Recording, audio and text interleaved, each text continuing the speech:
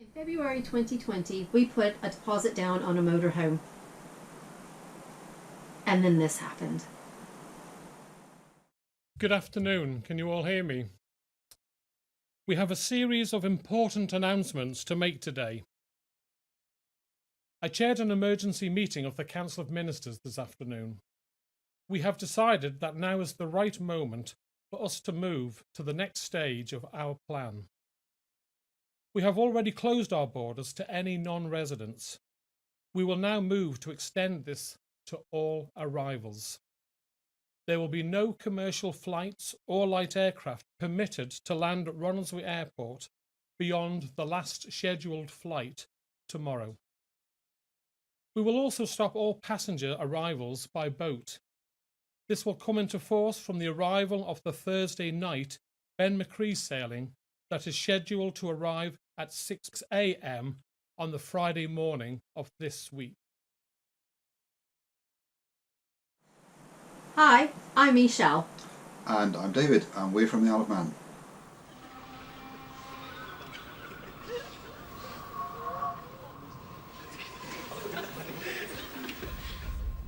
We're from the Isle of Man.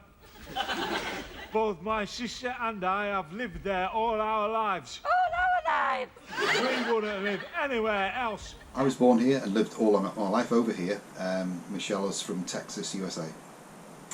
I was born in Texas, but lived most of my life in Oklahoma. Until I was lured to the Isle of Man in 1997 with the promise of no snakes and no tornadoes. And to move to be with me. But no snakes and no tornadoes. Well, mainly to be with me. Yeah, to be with you. But back to the motorhome. COVID happened, and our new to us motorhome was in England, and we were in lockdown. Our government stopped all but essential travel to the island. So for the next few months, we just waited and waited. And if you haven't heard of the Isle of Man, we're a small island in the middle of the Irish Sea, sandwiched between Scotland, Ireland, and Wales. And here's a quick glimpse of the place that we call home.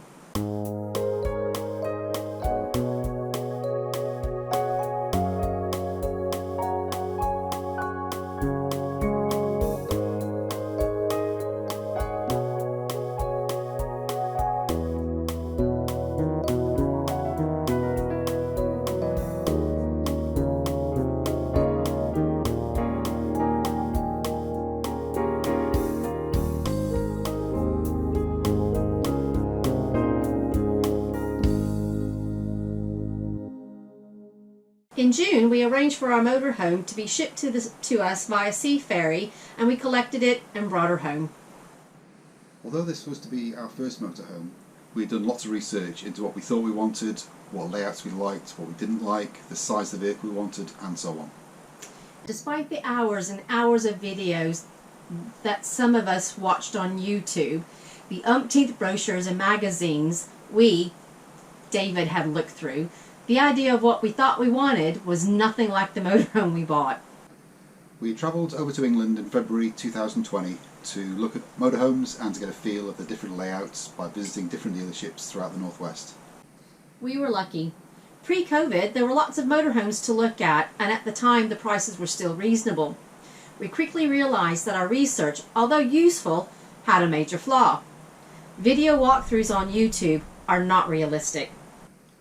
Some of the vehicles that seemed spacious on screen were only like that because of clever camera positioning and the use of wide-angle lenses. However, all this searching hadn't been in vain. We found the one I liked. It was brand new, it was shiny, it was sparkly, spacious, and available.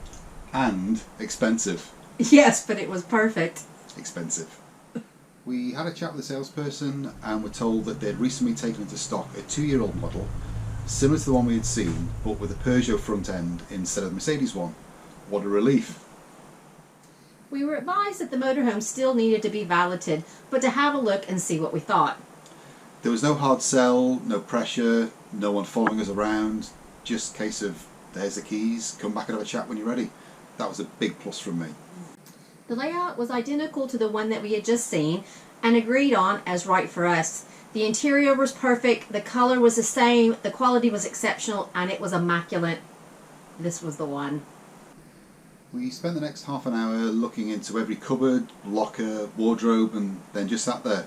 MeShell was right, this was the one. We found the one that I liked, this time for real.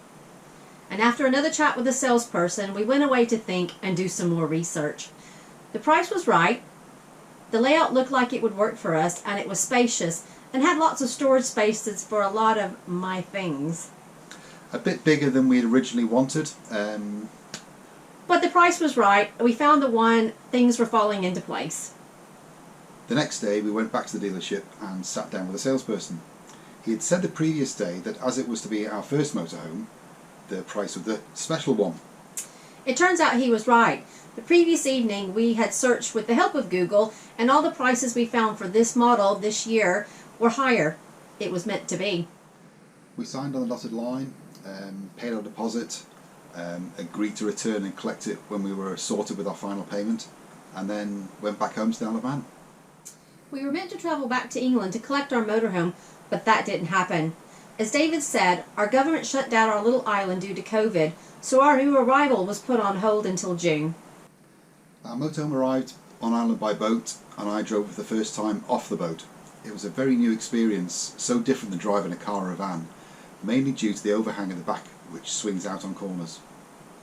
But you're getting more and more used to it, and you're doing a brilliant job. I'm getting there. Over the last couple of years, we have used our motorhome around the island, visited England a few times, stayed in campsites, pub stops, and car parks. Been to shows, farms, met other YouTubers, been woken up by sea spray from the tide when it was really high against the side of the van. But our big adventure in Karma, which is what we've named our motorhome, starts later this year. We're going to explore what we can in Europe over about a 12-week period with our dog Winnie the Cockapoo. We have our off and on island ferry booked, our outward and return Eurotunnel place booked, but not a lot in between. You mean nothing in between? Nothing. Well, there is the Van Life Big Eats picnic, but other than that, and a campsite stop off near Folkestone so we can collect Winnie's animal health certificate, there's nothing planned. So, wish us luck. Oh, it'll be fine, it's Karma. If you'd like to follow us on our travels, not just in our motorhome, maybe subscribe, and if you've got any questions, leave them in the comments below. So thanks for watching, and we'll see you next time. Maybe for a walk to the motorhome without the wide-angle lens. Or how about a trip to Iceland and Ireland next month? Bye. Bye.